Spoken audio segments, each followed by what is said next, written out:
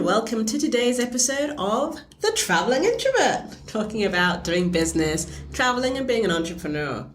So what I realized is I haven't yet really done one on traveling. So I kind of wanted to talk about the fact that I have an upcoming trip. When do I not? But I have one flight of at least 14 hours, but really my whole trip is about 30 plus hours from getting picked up at my hotel to reaching my final destination hotel. One transfer shuttle, 2 layovers, 3 flights, and crossing 13 time zones. Whew. So what I want to do is talk a little bit about my prep when I pick flights. It's something I enjoy doing. It is time consuming. I have been known to book a different flight just because of the type of airplane, for example, or the configuration, or the menu of the airline. For example, of some airlines like ANA Airlines from Japan, you can go on their website and have a look and see what their menu is for that month or for the next 2 months. And so, me personally, I hate cilantro. I don't mind fish, but I'm not a huge lover of fish, and I hate mushrooms. So if it's going to be like a fish and mushroom heavy sort of menu, maybe I'll change flights so I don't have to deal with that. Or bring my own food, but when it's a 14-hour flight, it's not as easy a thing to do.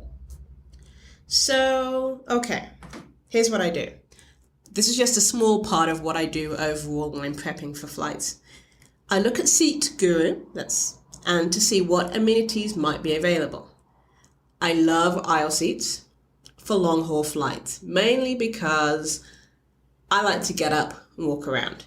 I don't like to, and also I kind of hate asking people to move so I can go pee or just so I can stretch.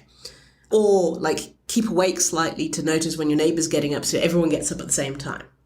I happen to be flying with Asiana airline this time round, and they actually have a page on their site, and I really wish more airlines would do this, so you can see how often you're going to be fed and the time intervals. Great for snack planning and just generally like helping you adjust to time zones, because that's something I find airlines extremely bad about, and more on that later. So also, one awesome thing that Asiana does is that it tells you in advance what movies they're going to be playing.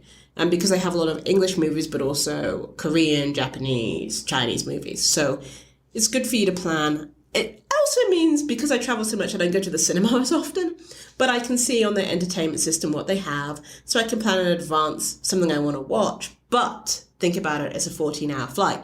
So I need to plan in such a way that I only watch a certain amount on the way there, so I have stuff to watch on the way back. Because there's nothing worse than like watching everything on the way there, and then you get back and you're like, oh no, I've got 14 hours and I've watched everything and nothing's worth watching twice.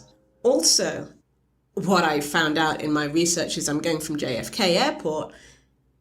It only has Wi-Fi for 30 minutes. You can get Wi-Fi for a 30-minute interval. JFK Airport, big international airport in, New York, the city that never sleeps, but you can't have Wi-Fi. I don't know. It's slightly annoying. My positioning flight for this particular long flight gets me in 5 hours early, which gets me in an hour and a half early for check-in. So, and I only have 30 minutes of Wi-Fi. I mean, I can eat.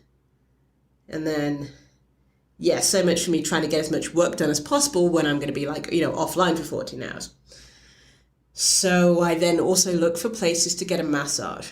It seems like an indulgence. It seems like, why on earth would you want to get massaged at an airport? It's kind of weird and funky. At the very least, I try and do one of those chair massages that do like your legs and your feet, just because to keep blood flowing. And especially during layovers as well, I will do the exact same thing, just to help with deep vein thrombosis. I mean, I do wear my little socks, but, a $3 massage in a chair can't hurt. And so then that's sort of part of what I do to look up for things for flights. I'll also look at reviews. I've written reviews myself on airlines, see what people's experiences are. I'm lucky, I'm short. I don't necessarily need a bunch of legroom, but one thing that's really good to look for is where the entertainment box is, because even if you think you're going to have all that legroom, sometimes the entertainment box can take up like a third of your foot room. So if you have the entertainment box and then like I don't know, your little handbag with all your goodies and books and stuff, you're left with very little room for your feet. So it's also good to look at reviews and see sort of where the box might be, especially if you're in the aisles, to see maybe it's better to be on the right side or the left side or whatever it might be. So that's just a little overview of what I do as far as picking flights is concerned. Depending on the airline, will depend on whether I'd like one long flight or like 2 or 3 flights with layovers. There are some airlines that I will not mention that it's better to do the short flights because you don't get fed as much for some bizarre reason. There are some airlines out there that will feed you 2 meals on a 14-hour flight. And that's including snacks or whatever else they might throw at you. And most of the time I don't like the snacks because it will be like sandwiches with mayonnaise, which is never optional for some reason, and plastic cheese. Not my favorite. So also though, if you are looking for, oh wow, I just realized how long this has gone on already. If you're looking at flights and you do have layovers, don't just pick any layover because not all airports are created equal. Some of my favorite airports to lay over in are in Seoul. Oh my goodness, you get like free beds and free iPads and blankets and it's lovely. And I like Hong Kong Airport. That's kind of nice. Istanbul, that was also good. Obviously, everyone says about Singapore. Yeah, pick carefully and pick the times of day because some times will be busier than others. Also, when thinking about your flights on those layovers, remember that in some airports you will have to go through security again. So 45-minute layover and you have to go through security, ain't gonna work. No matter how efficient they are. Because if it's a whole plane load of you, at least 20 to 30, if not 80% of you are all doing that, it's not gonna work. It's not gonna happen. So just be careful with that. Yeah, I could go on forever about flights and picking flights and planes and airports and arriving early and checking information.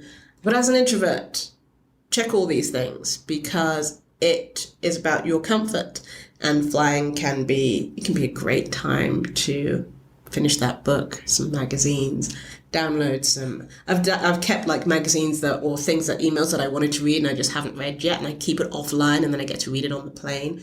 Electrical points, they're very useful because you think you are going to do some work on the plane and then you find out there's no plug socket, so your 14-hour flight then becomes really long because you were going to get work done and now you're not. On the other hand, maybe you shouldn't work through the flight. That should be a lesson to me. Today's episode was a bit of a ramble. If you want any information on searching for flights or how I do it, please drop me a line on introvert@thetravelingintrovert.com. I look forward to hearing from people at some point. Email me, message me. I want to hear your voices. I want to hear what troubles you, what you think about, what you worry that no one else thinks the same way as you. And have a good rest of your week. I look forward to doing the next episode for you guys. Thanks.